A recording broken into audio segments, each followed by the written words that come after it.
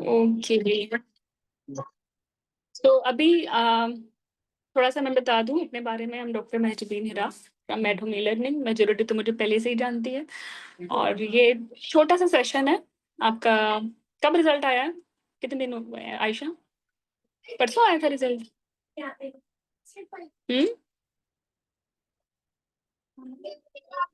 Yes ma'am, Monday को आया है। हाँ, मंडे को आया है।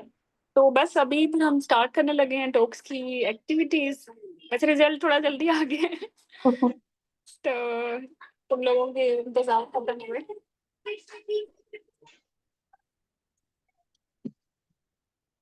तो कैसा लग रहा है आयशा, पास होके? हाँ, बहुत अच्छा लग रहा है मैम। 2.5 2.5 मंथ चला है ना क्रैश कोर्स? जी। हम हाँ। मैं तो आपको आपके साथ जो है इसमें थ्योरी कोर्स से ही जो है कोर्स स्टार्ट किया हुआ है, फिर क्रैश लिया है और बस आपकी वजह से ही पास हुए हैं और अल्लाह ताला ने करवाया है। अब इंशाल्लाह नहीं, टॉप भी हो आप जाएगा। बहुत काबिल स्टूडेंट थे। लेट मी टू से आप, आपकी क्वायरीज मैं प्रायोरिटी पे पढ़ती थी।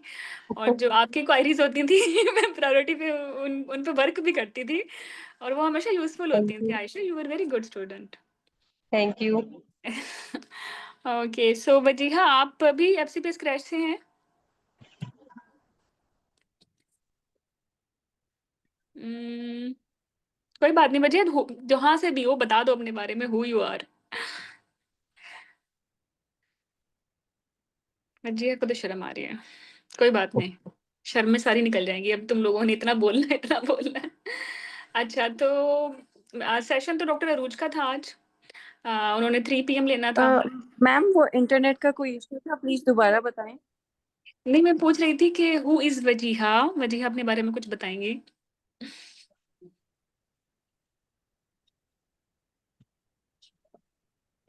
जी जी, all ears for you.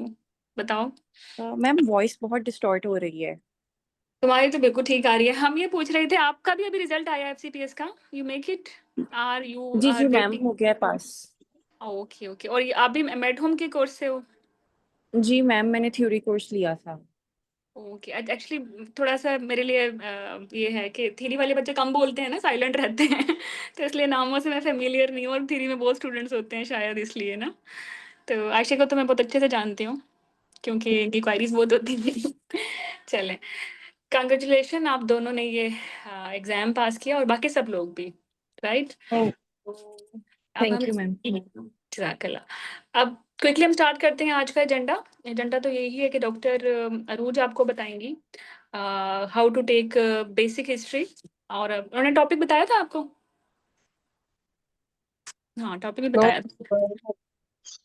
You. She said, हाँ, history taking molar pregnancy, mass abdomen, C ovary and C endometrium.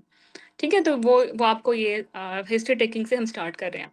पहले तो मेरा ख्याल था कि हम जंप करते हैं पेपर्स पे ही। फिर मेरी टीम ने डिसाइड किया कि नहीं, बहुत सारे लोग जो कि फर्स्ट टाइम टॉक्स में अपेयर हो रहे हैं, उनके लिए तो लाइक हिस्ट्री को भी रिफ्रेश करना पड़ेगा। और जो सेकंड टाइम दे रहे हैं, ये उनके लिए भी इतना ही ज़रूरी है, क्योंकि वो सेकंड टाइम दे इसलिए रहे हैं कि उनकी हिस्ट्री अच्छी नहीं थी। That's the reason. तो हमने फिर सबके लिए ही बोला कि शुरू के जो सेशंस होंगे वो वार्म अप सेशंस होंगे, और हम हिस्ट्री पे ही आप लोगों को पहले ग्रूम करेंगे। Once you will be confident, फिर हम आगे पेपर स्टार्ट करेंगे। ठीक है, मेरे ख्याल से you will agree with this plan. Hmm. Yes Rizwana ma'am. And Aqsa. Okay Aqsa, congratulation. Hmm. वही हो ना, तो पहले एमआरसी जीवन में भी थी मेरे साथ?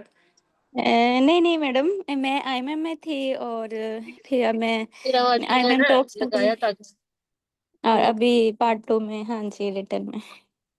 अच्छा, आपने भी अभी थी मैडम से की है साथ? जी जी मैडम, मैंने सारे कोर्सेज मेड होम के ही लिए हैं। आईएमएम मैंने थ्योरी भी मेड होम का लिया था, फिर टॉक्स भी, और मैंने थ्योरी कोर्स लिया है मेड होम का। तो अल्हम्दुलिल्लाह मैंने फर्स्ट में किया है आईएमएम भी, और रिटर्न पार्ट 2 भी। जबरदस्त, गुड। मुझे पहले ही शक था कि अब फर्स्ट अटेम्प्ट वाले स्टूडेंट ज्यादा हो रही हैं। आयशा, तुम्हारा भी फर्स्ट था? यस मैम, मेरा फर्स्ट अटेम्प्ट है।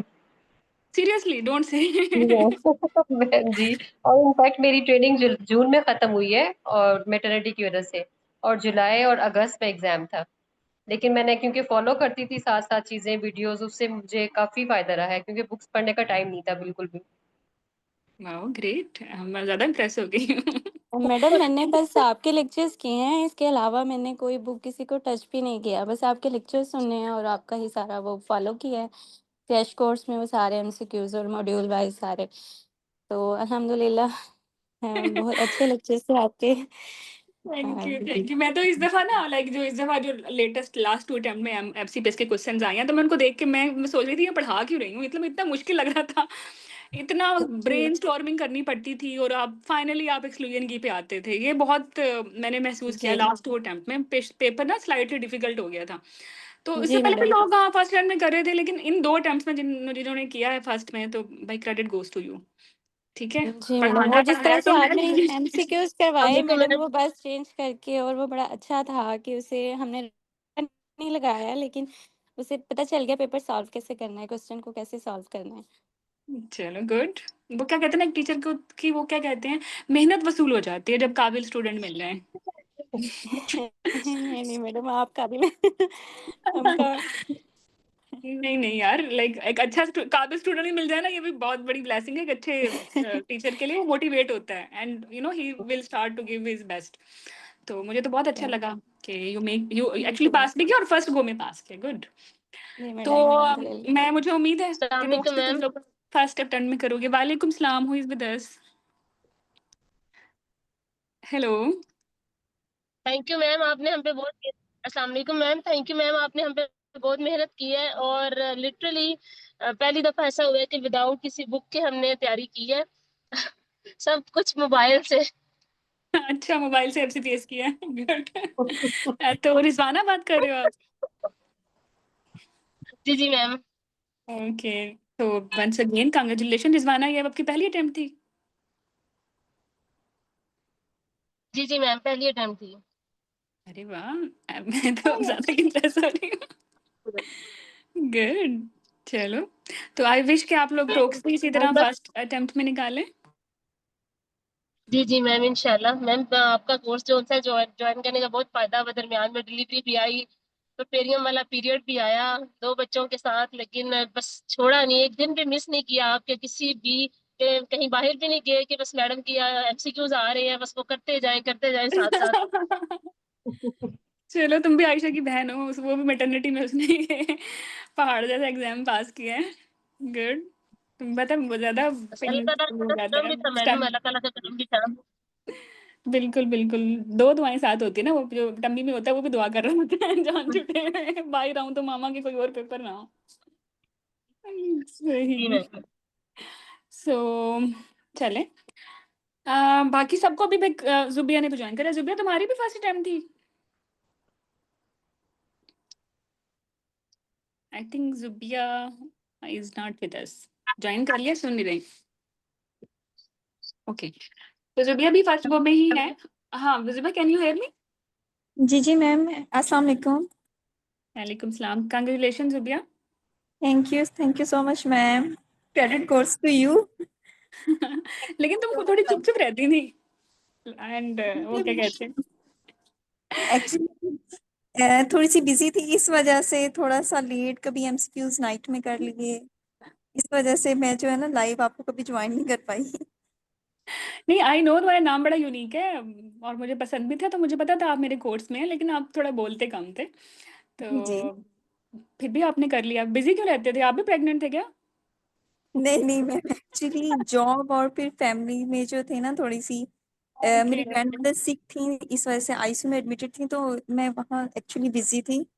चलिए, अब तो वो ठीक है माशाल्लाह। अल्हम्दुलिल्लाह अल्हम्दुलिल्लाह मैडम, ये उन्हीं की चलो। दुआओं से भी है। मैं भी ये कहने वाली थी, आपकी खिदमतें रंग ले आई। सो बहुत खुशी हो रही है तुम लोगों से बात करके। मेरा ख्याल है वो जो तुम्हारे रिजल्ट के बाद ना बात ही नहीं हुई, ये अब बात हो रही है ना? जी जी। सही। तो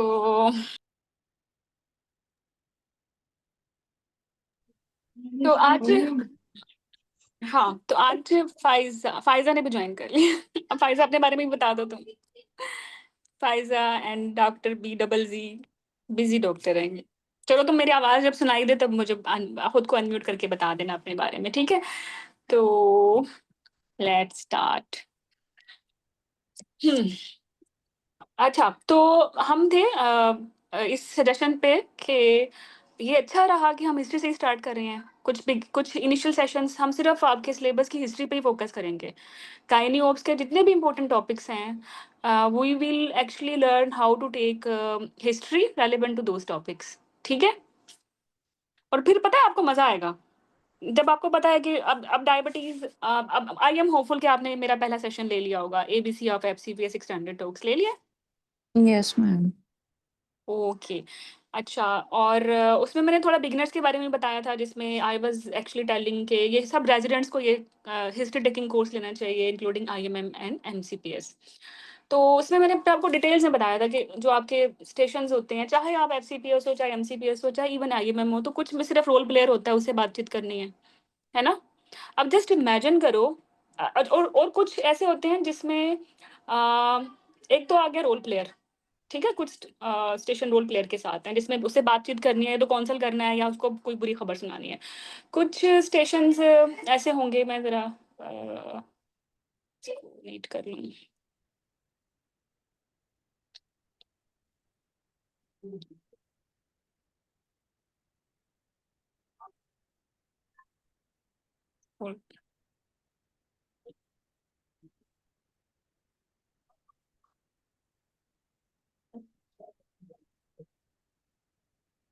रोज कहेगी मैडम मैंने 6 बजे ज्वाइन करना था और आपका सेशन इतना लंबा हो जाएगा। Okay, apology for this. Okay, तो कुछ स्टेशंस आपके होंगे जो सिर्फ रोल प्लेयर के साथ हैं। ठीक है, कुछ स्टेशंस ऐसे होंगे जो सिर्फ एग्जामिनर के साथ हैं। कुछ स्टेशंस ऐसे होंगे जो एग्जामिनर और पेशेंट के साथ हैं। ठीक है, कुछ स्टेशंस ऐसे होंगे जो आपके बेसिकली डम्मी के साथ हैं। अब मैं इनको फिल करती हूँ। तो यहाँ है रोल प्लेयर के साथ स्टेशन, टोटल 12 स्टेशन होंगे। ठीक है, कुछ रोल प्लेयर्स के साथ हैं, कुछ स्ट्रक्चर डिस्कशन है, मतलब आपके सिर्फ आई विल से कि एग्जामिनर के साथ हैं। एसडी हम इनको बोलेंगे, एब्रीवेशन यूज करेंगे। इसमें वन विद एग्जामिनर आप बातचीत करोगे। ठीक है, और कुछ आपके होंगे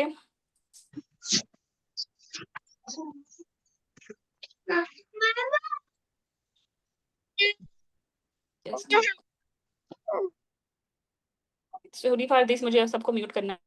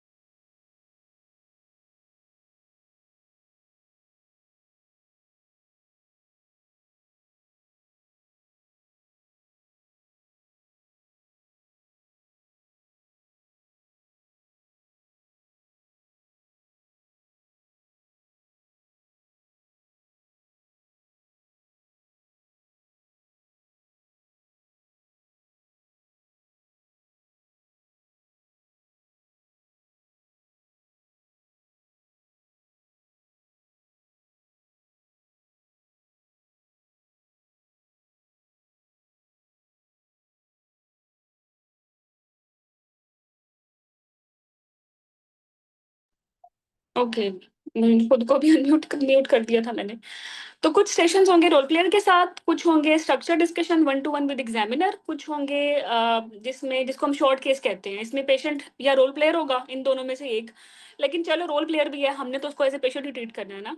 और दूसरा होगा एग्जामिनर। और जो फोर्थ टाइप ऑफ स्टेशंस हैं वो उसमें स्किल्स आपकी देखते हैं कि पीपीएच के मैनोवर करा लेंगे, कॉन्ट्रासेप्शन के, यूरोगाइनी के, पॉप क्यू एक्स्ट्रा, तो वो डम्मी होंगे। तो एक्सेप्ट स्किल्स प्रोसीजर अगर मैं बात करूं,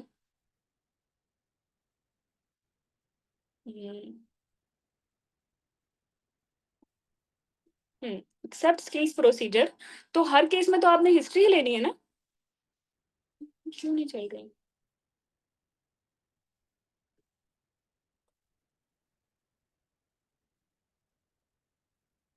बैठा है। चलो, तो एक्सेप्ट दिस वन, बाकी सब में तो आपने हिस्ट्री लेनी है। रोल प्लेयर भी आएगा किसी ना किसी कंप्लेंट के साथ आएगा ना, नॉन डायबिटिक होगा या कोई अनएक्सप्लेन्ड आईयूडी होगी, you will start from history. तो हिस्ट्री तो यहाँ भी आपकी जज होगी। एग्जामिनर आपको आपके पास लेके बैठा हुआ है एक प्रॉपर स्ट्रक्चर डिस्कशन के लिए, सिनेरियो पढ़ेंगे। लेट्स अज्यूम वो बहुत बड़ा सिनेरियो है, 3rd ट्राइमेस्टर में इचिंग हो गई है, तो फिर आपने स्टार्ट करना है, एग्जामिनर ने बोलना है कि इसकी हिस्ट्री कैसे लेनी है, फिर वो पूछेगा इन्वेस्टिगेशन और फिर मैनेजमेंट, ये भी हिस्ट्री से ही स्टार्ट होगा ना। अच्छा, और ये जो शॉर्ट केस है जिसमें तुम रोल प्लेयर से इंटरेक्ट कर रहे होंगे या पेशेंट से इंटरेक्ट कर रहे होंगे, वो भी तो हिस्ट्री से ही स्टार्ट होगा ना। वो कोई ना कोई चीफ कंप्लेंट लेके बैठा हुआ है, तो ये इतने सारे स्टेशंस हैं, they are going to start from history. आवाज आ रही है मेरी? आयशा, अक्सा? जी जी मैडम, आ रही है आवाज। तो आप ना हिस्ट्री को तो बिल्कुल लाइट ना लें, क्योंकि role player let's suppose unexplained IUD के साथ आया, तो आपने कुछ क्वेश्चंस पूछने हैं ना, जिससे आप नैरो डाउन करोगे कि ये आईयूडी के रीजन डायबिटीज है या ओब्स कोली है या एक्चुअली एपीएच है, राइट, या कोई फीटल एनॉमली है। इसी तरह 1-to-1 में भी। तो जब तक हम हिस्ट्री को ही अच्छे से नहीं करेंगे, तो आप किसी किसी सूरत डायग्नोज नहीं कर पाओगे, किसी सूरत आप रेलेवेंट इन्वेस्टिगेशन नहीं पूछ पाओगे, किसी सूरत आप मैनेज ही नहीं कर पाओगे। मतलब अगर हिस्ट्री बुरी है तो पूरा केस ही बुरा है ना।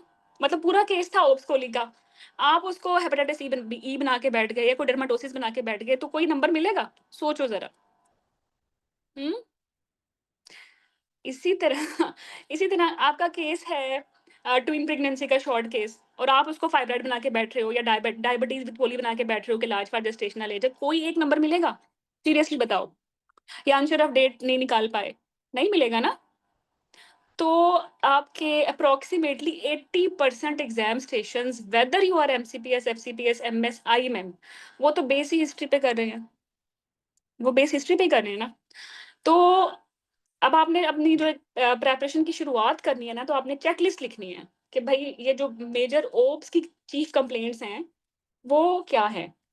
आप ऐसे भी प्रोसीड कर सकते हो कि भाई मेजर ओब्स के केसेस क्या है, diabetes, anaemia, hypertension, twin breach, PPH, ऐसे भी कर सकते हो, लेकिन इसमें आपका क्लिनिकल सेंस खो जाता है। I will suggest you start from chief complaint, क्योंकि ये 80% स्टेशन आपके ही प्रेजेंटिंग कंप्लेंट के साथ रहेंगे। वो आते ही आपको ये तो नहीं बताएंगे कि मैं डायबिटिक हूँ और मेरी डायबिटीज की हिस्ट्री लो।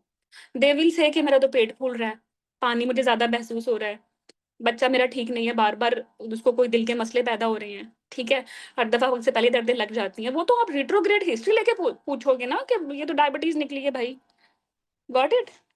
तो जब भी आपने तैयारी शुरू करनी है, मैं आपकी अपनी एक्सपर्ट एडवाइस दे रही हूँ, आप स्टार्ट करें चीफ कंप्लेंट से। अब आप जस्ट अज्यूम करें आप गायनी ओपीडी, आप ओब्स की ओपीडी में बैठे हुए हैं, आपका हर मरीज किस कंप्लेंट से आ रहा है? फटीगनेस, राइट, फटीगनेस से आ रहा है, उसके साथ एसओबी भी हो सकता है, और किस तरह आएगा? पेन पेन एब्डोमेन के साथ आ जाएगा, या यूटीआई के साथ आ रहा होगा।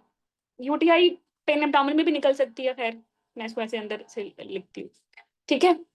और किस तरह आ रहा होगा? ब्लीडिंग हो रही होगी, राइट।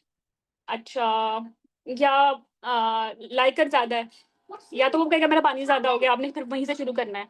या फिर वो कहेगा कि जो डेट्स हैं वो प्रेगनेंसी से ज्यादा बड़ी हो रही हैं, एलजीए के साथ आएगा, या वो ओलिगो के साथ आएगा, या तो कोई बता देगा कि स्कैन भी ओलिगो है, या फिर आप वो एसजीए के साथ आएगा कि टम्मी छोटा फील हो रहा है। अब आप बताओ इसके अलावा क्या ही कंप्लेंट्स हैं जो आप देख रहे हो, ओब्स के ओपीडी में बैठे हुए हो, 90% पेशेंट इसी तरह ही आ रहे हैं, पेन एब्डोमेन, फटीगनेस, राइट, या पॉलीहाइड्रोमिया या ओलिगो, बच्चा कमजोर है, यही आ रहे होते हैं ना, ठीक है। वो तो फिर आप जब हिस्ट्री लेते हो फटीगनेस में तो मिलता है कि भाई एनीमिया है, एसओबी की लेते हो तो कोई थायराइड या कार्डियक निकल आती है, पेन एब्डोमेन के लेते हो तो प्रीटर्म लेबर निकल आती है, और प्रीटर्म लेबर की कोई इन्वेस्टिगेट करते हो तो फिर वो यूटीआई निकल रहा है, या वो एनीमिया निकल रहा है, या इवन कार्डियक निकल रही है, या ट्विन निकल रही है, या कोई सर्वाइकल सर्कलाज इन साइटू है, या हर दफा फेल हो रहे हैं, तो फिर आप पकड़ोगे ना उससे रिट्रो आगे जाके आप पकड़ोगे ना डायग्नोसिस को। इसी तरह अगर ब्लीडिंग आ गई तो आप वो तो ये तो नहीं कहेंगे मुझे प्रीविया है, मुझे एक्टिपी है, मुझे अब्रप्शन है, वो तो आएगी कि मुझे तो ब्लीडिंग हो रही है। फिर आप जब उससे हिस्ट्री लोगे तो you will come to know कि ये पेनलेस है और इसके पहले 2 सिज़ेरियन हैं, ठीक है? अब ये शायद मुझे वर्कअप कराना है लो लाइन पे या क्रीटा पे, गॉट इट? तो या फिर हाइपरटेंसिव है तो आप सोचोगे अब्रप्शन है, या कोई ट्रॉमा के बाद आई है तो आप सोचोगे कि ट्रॉमा में भी अब्रप्शन होती है, हाइपरटेंशन में भी अब्रप्शन होती है।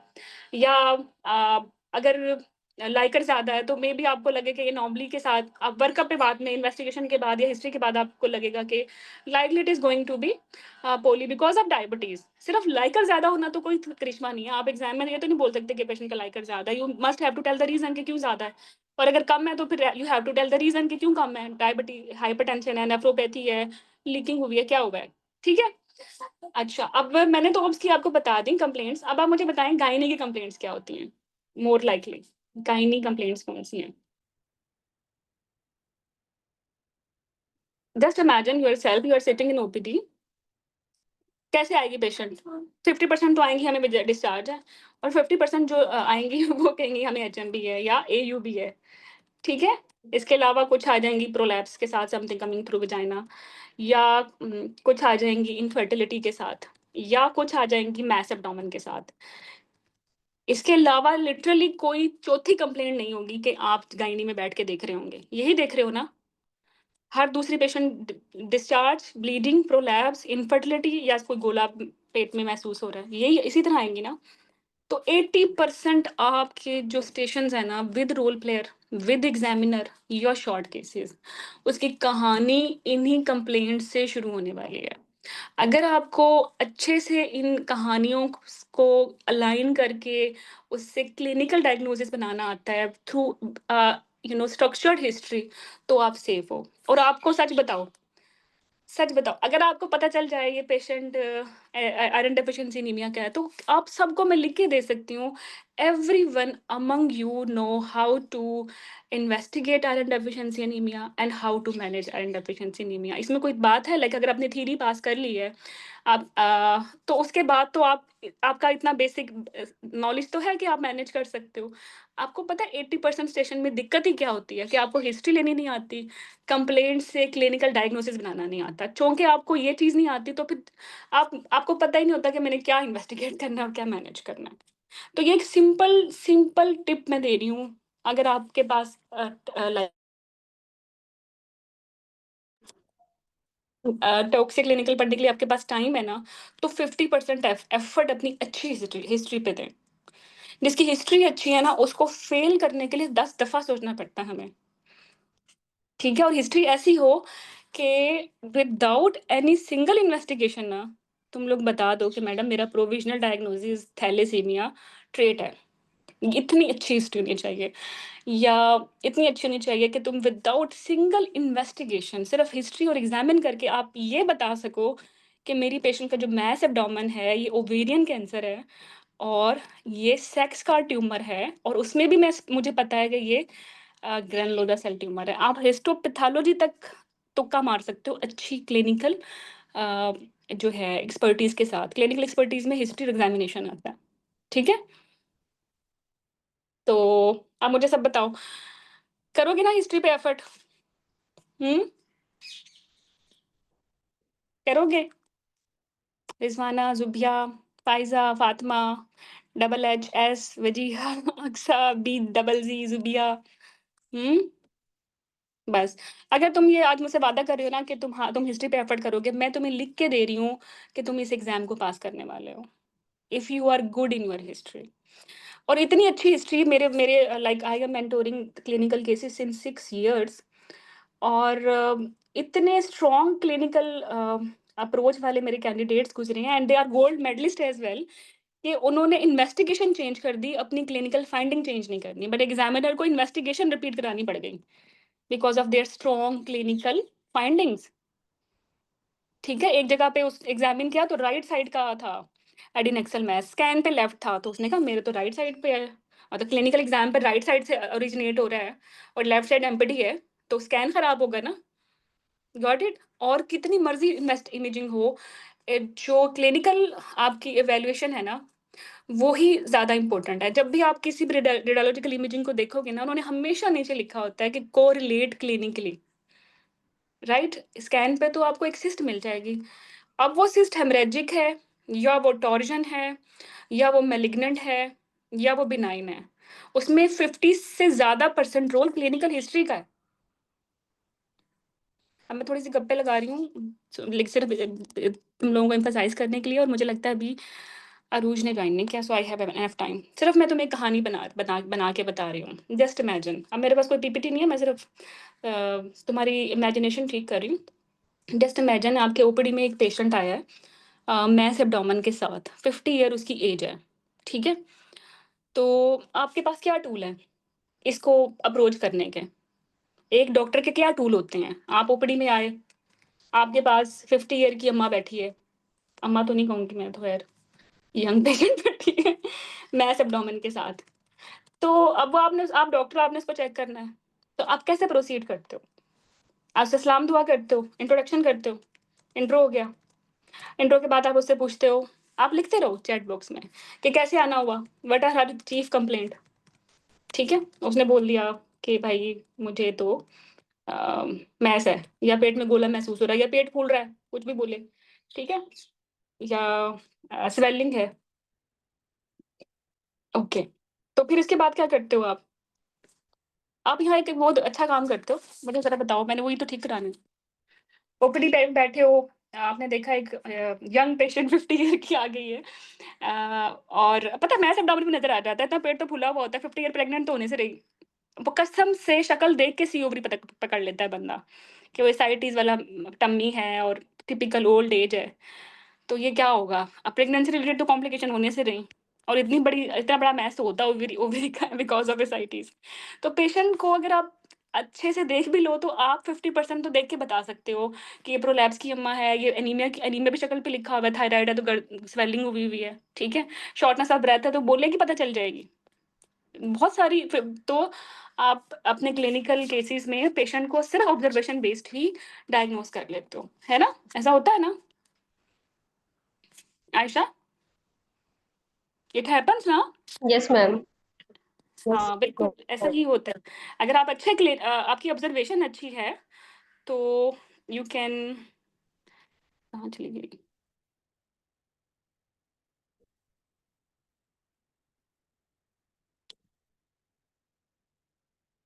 आपकी ऑब्जर्वेशन अच्छी है तो 50% तो आप पेशेंट को बातचीत किए बगैर ही पहचान लेते हो कि ये क्यों आया है, ठीक है? ओके। सो अब आपने इंट्रो किया, इंट्रो के बाद मैं अब इंट्रो की इम्पोर्टेंस ग्रेजुअली मैं अपने सेशन से बताती रहूँगी कि अच्छा इंट्रोडक्शन क्या होता है, और उसमें क्या मैंडेटरी चीज़ें हैं ओब्स के केस में और गायनी के केस में, और टाइम कैसे बचा सकते हो, ठीक है? दूसरा ये कि उसके बाद आपने चीफ कंप्लेंट पूछी, मैथ्स पूछ लिया। अच्छा, जैसे ही वो बताएगी कि मैं आ गई हूँ, मुझे पेट में गोला महसूस हो रहा है, या पेट में मुझे फूलता महसूस हो रहा है, उसके बाद आप क्या करते हो? बस सबसे अच्छा स्टूडेंट जवाब देगा, उसके बाद आप क्या करते हो? और यहीं से आपने पास होना शुरू आप हो चुके हो।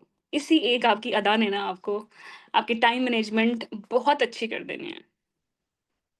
उसके बाद क्या करते हो? द मोमेंट शी सेड मुझे तो पेट में गोला है, आपने उसके बाद क्या पूछना है?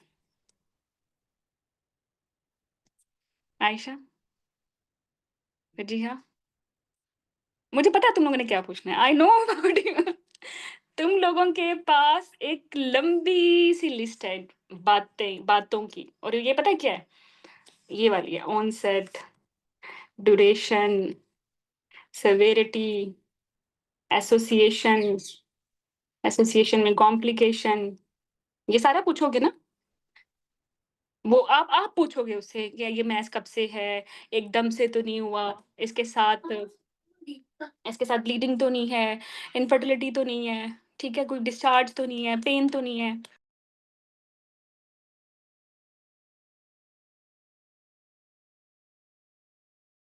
हाँ, तो फिर यही शुरू हो जाओगे ना।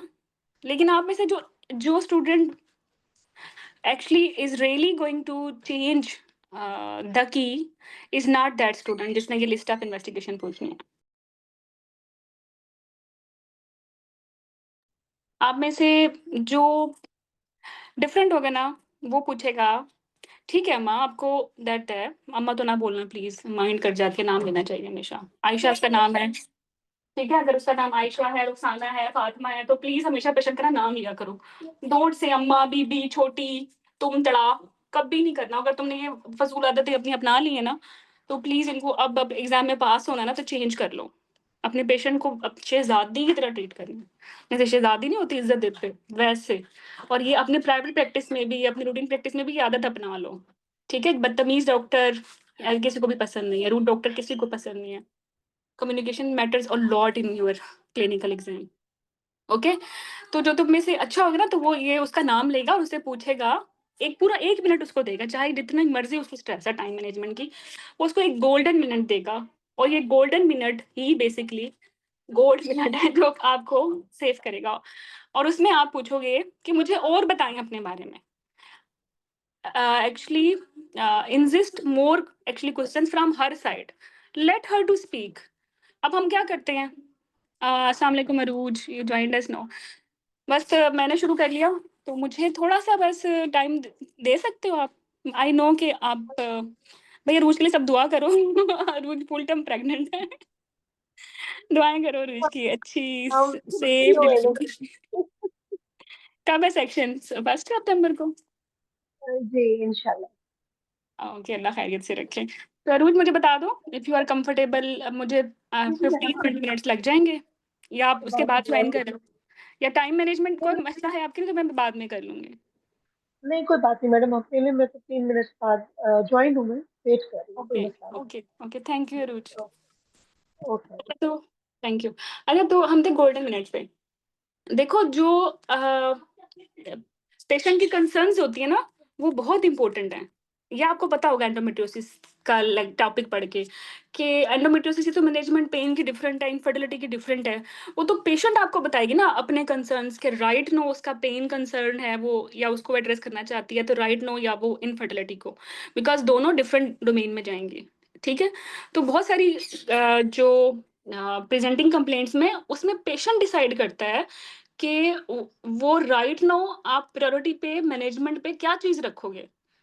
राइट, तो ये बहुत जरूरी है कि उसके कंसर्न्स आपको पता हो। आप उसके कंसर्न्स आपको पता ही नहीं चलेंगे अगर आप उसको बोलने नहीं दोगे। अगर आपने लीडिंग क्वेश्चन स्टार्ट कर लिए ना, तो you never find what are her concerns. और उसके, और मे बी मैनेजमेंट आप ओवेरियन सीए की कर रहे हो, लेकिन उसके कुछ कंसर्न्स हैं पेन के, वो उसको लेटा नहीं जा रहा, घर उसका दूर है, इकोनॉमिकल इश्यूज हैं। ये छोटी छोटी बातें अगर आप उसको केयरफुली अटेंटिव लिसनिंग से सुनोगे, और मेक श्योर करोगे इन योर मैनेजमेंट लाइन के मैं सोशल सर्विसेज से लिजान करूंगी, और मैं उसकी कुछ फिजियोथेरेपी भी मैं ऐड करूंगी। हालांकि देखो, ओवेरियन सीए में कहाँ से फिजियोथेरेपी आ गई, बट उसने कंसर्न शो किए ना, तो उसने किए, तो अब आप उसको मैनेज करोगे और वो तभी खुश होगी। Got it? तो जब तक वो बोलेगी नहीं ना, तो आपको उसके कंसर्न्स नहीं समझ आने। और वो, और आप भी स्ट्रेस में हो, आपका एग्जाम, आई कैन अंडरस्टैंड। तो शुरू में जैसे ही वो प्रेजेंटिंग कंप्लेंट आपको बताएगी ना, आपने बम्बार्डमेंट नहीं शुरू कर देने अपने क्वेश्चंस की। वो जो आप अभी रट लोगे, हम आपको रटवा देंगे, डायबिटीज में क्या पूछना है, एनीमिया में क्या पूछना है, एचएमबी में क्या पूछना है, मैथ्स में क्या पूछना है, आपको रट जाएंगे। और जैसे ही आपका केस शुरू होगा एसडी का या एग्जामिनर का या रोल प्लेयर के साथ, आप ऐसे शुरू हो जाओगे जैसे वो क्या कहते हैं, रॉकेट। ऐसा नहीं करना। ठीक है, जज्बात को थोड़ी देर के लिए काबू रखना, और वो 1 मिनट जो है वो पेशेंट को बोलने देना। अच्छा, उस 1 मिनट में वो खुद बता देगी, मैथ्स वाली डेफिनेटली वो कुछ बताएगी, वो अपनी कंसर्न्स, कि मैं ठीक थी 6 महीने पहले, एकदम से मुझे मैथ्स हुआ, और उसके साथ मुझे पहले भी माहवारी ज़्यादा आती थी, लेकिन अब और ज़्यादा हो गई है माहवारी। ठीक है, और थोड़ा गंदा पानी भी मुझे आता है। आप उससे अच्छा, वो कहीं गंदा पानी आता है, आप कहोगे और, पहले तो कहेंगे मैं सब डामन, आप कहेंगे अच्छा मुझे और बताएं। तो डॉक्टर साहिबा ये 6-7 महीने से, अच्छा मुझे और बताइए इसके बारे में। तो फिर वो कहेगी मुझे दर्द भी होता है, दर्द के बारे में और बताएं। दर्द मुझे कभी कभार होता है हल्का फुल्का, और इसके साथ क्या होता है, उसके साथ मुझे ना डिस्चार्ज होता है, और इसके साथ क्या होता है, उसके साथ मैंने महसूस किया है कि मेरे जिस्म पे ना गैर मामूली जैसे बाल आ गए हैं। अगर अगर वो बोलती है इसको, तो और इसके साथ आपको क्या महसूस होता है, मुझे चलने फिरने में थकावट होती है, ऐसे पेट खराब रहता है, भूख नहीं लगती। ठीक है, तो उसने तो 1 मिनट में आपको डायग्नोसिस नहीं दे दिया। पोस्ट मेनोपाजल एज में एक मैस जो कि एबनॉर्मल ब्लीडिंग करा रहा है, जो कि बेसिकली कुछ और डिस्टर्ब कर रहा है हार्मोन्स को, जो सडन ऑनसेट है, जिसके साथ इंडाइजेशन है, ब्लोटिंग है, 6 महीने के अंदर ये पैदा हो गया है। क्या मतलब 1 मिनट में तुम लोगों को सेंस नहीं हो गई कि आपने बेसिकली अगले 9 मिनट कहाँ यूज़ करने हैं? How much guided you are, isn't it Rizwana? और ट्रस्ट मी 99% अगर 1 मिनट मरीज़ को बोलने दोगे ना, तो आपके वो जो रिमेनिंग 9 मिनट्स हैं ना, वो इतने अच्छे और क्वालिटी गुज़रने वाले हैं ना, कि आपको उसके कंसर्न्स पता हैं। 50% तो आपको क्लिनिकल डायग्नोसिस उसकी 1 मिनट की स्टोरी सुन के ही पता चल जाएगा। आपने सिर्फ़ उसको मज़ीद पॉलिश करना होता है, ठीक है? तो I actually request all of you, the moment you introduce yourself with your patient, comfortable रहें, तमीज़ से बात करें, उसका नाम लें, उसकी जो कंसर्न्स हैं उसको उगलवाएँ, और आपके पास सिर्फ़ 1 मिनट है। उसके बाद तो फिर आप ही बोल रहे होंगे ना, ठीक है? उस 1 मिनट में जो इन्फॉर्मेशन आपको मिल गई हैं, जैसे उसने अपनी किसी सर्जरी का बता दिया, जैसे उसने बताया मुझे शुगर है, ब्लड प्रेशर है, वो सारी इन्फॉर्मेशन आपने याद रखनी है, और रिस्पेक्टिव डोमेन में जब आप पूछ रहे होंगे हिस्ट्री, वो दोबारा रिपीट नहीं करनी। जब उसने बोला है मेरे 3 सिज़ेरियन हुए हैं, तो जब आप सर्जिकल हिस्ट्री ले रहे होंगे, तो आपने ये नहीं कहना कि आपकी कभी कोई सर्जरी हुई है। आपने उसे बोलना है कि इन 3 सर्जरीज़ के अलावा कोई और सर्जरी तो नहीं हुई, राइट? अगर वो कह रही है मुझे काला यरकान है, तो मेडिकल हिस्ट्री में आपने ये नहीं पूछना कि आपको शुगर, ब्लड प्रेशर, यरकान की बीमारी तो नहीं है। इसका मतलब है आपने रट्टे मारे हुए हैं सारी चीज़ों के। आपने अटेंटिवली पेशेंट को सुना ही नहीं। पेशेंट भी आपके बारे में अच्छा तो इमेज नहीं रखेगा कि सुना ही नहीं मुझे, और एग्ज़ामिनर भी नहीं। तो आपने अटेंशन शो करनी है, आपने उसको ये बताना है कि यरकान के अलावा तो कोई और मसला नहीं है आपको, ठीक है? अगर उसने कभी आपको बताया कि लाइक हिस्ट्री अपनी इसी हिस्ट्री के दौरान कि मुझे ब्लड लगा है, तो ट्रांसफ्यूजन हिस्ट्री में जाके दोबारा नहीं पूछना कि कभी ब्लड तो नहीं लगा। तुम्हारे रट्टे हुए जुमले होते हैं, फिर ऐसे बोल रहे होते हो। उससे समझ आ जाती है कि सिर्फ़ आप लोगों ने रट्टे मारे हैं। क्लिनिकली जो है काम नहीं किया पेशेंट के साथ कंसर्न्ड होके, ठीक है? तो अब मैं आपको कुछ स्केचेस दूँगी, जिससे आपको बड़ी सहूलत हो जाएगी ये माइंड मैप बनाने में। तो आप just for example but I will say, चलो मैं अभी मैथ्स को पहले थोड़ा-सा आपको इमेज बना दूँ कि मैथ्स को कैसे लेके चलना है। तो ये जो डब्बा तुम्हें नज़र आ रहा है ना, ये डब्बा तुम्हारे दिमाग में है, राइट नो? सिर्फ इमेजिन इट। वहाँ इतना टाइम नहीं होता कि आप लिखो बैठ के हिस्ट्री, पेज और पेंसिल या पेन आपको तो होता है।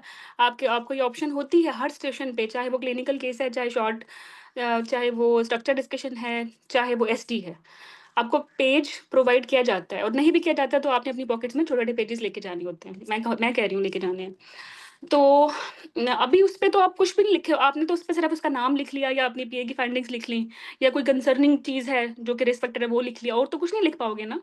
बाकी चीज़ें सारी आपके दिमाग में हैं, तो ये आपके दिमाग में है, ठीक है? 3 चीज़ें, ये 3 चीज़ें। अब मैं यहाँ यहाँ अ, एक गोल दायरा बना रही हूँ, और इससे मुराद ये है कि इसमें बायोडाटा भी है, इंट्रोडक्शन भी है। बायोडाटा और इंट्रोडक्शन, ये तो हर केस का है। बायोडाटा इंट्रोडक्शन तो हर केस की बात है ना, कि यू मस्ट नो कि पेशेंट की एज क्या है, पैराटी क्या है, और जो है मोड ओपीडी से आई है या ईआर से आई है, ये तो चीज़ें इंपॉर्टेंट है ना, या चीफ कंप्लेंट क्या है।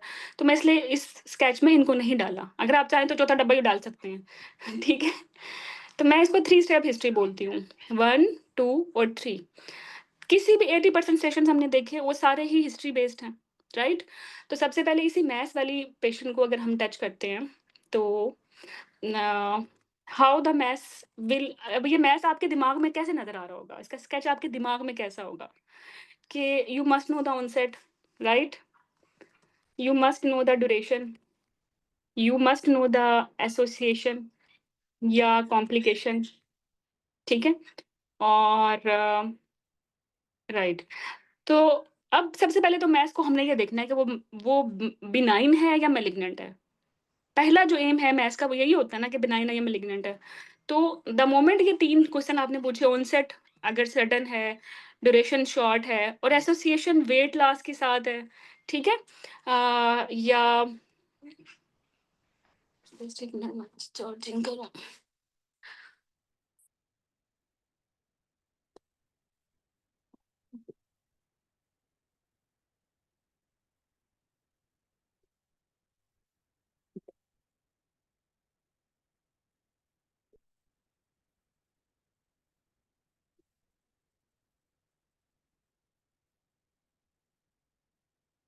ओके, 1 मिनट दो चाची।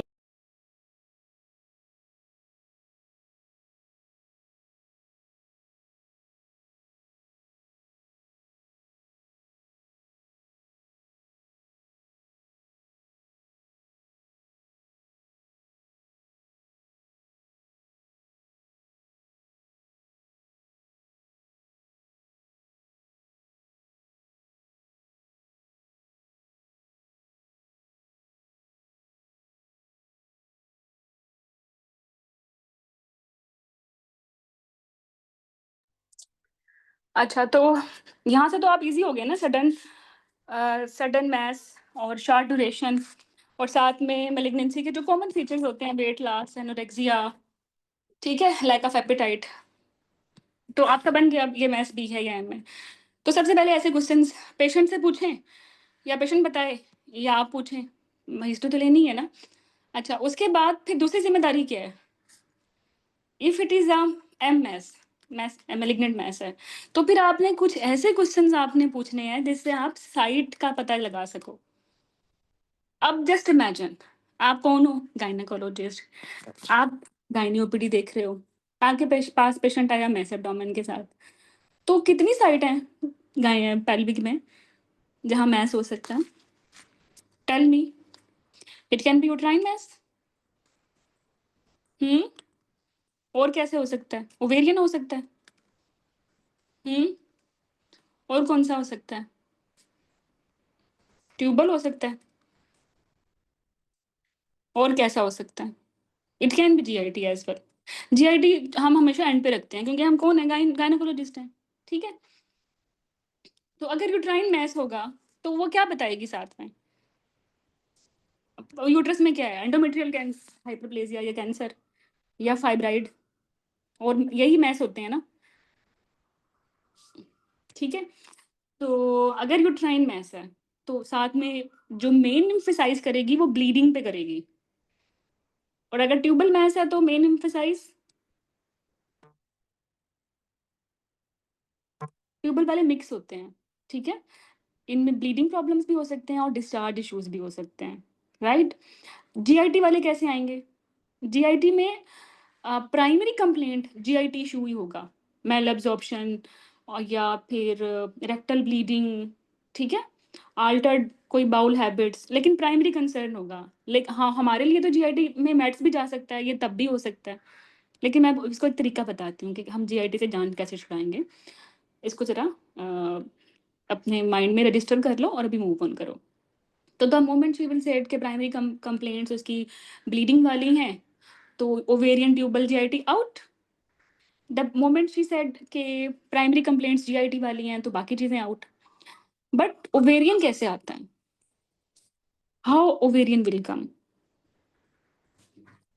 ओवेरियन नॉन स्पेसिफिक के साथ आएगा, ठीक है। क्योंकि इस एज में एपिथेलियल कैंसर ज्यादा होते हैं, और एपिथेलियल में कोई हार्मोन तो नहीं होता कि वो हिर्सुटिज्म करा दे या हाइपर एस्ट्रोजेनिक फीचर्स करा दे, ठीक है।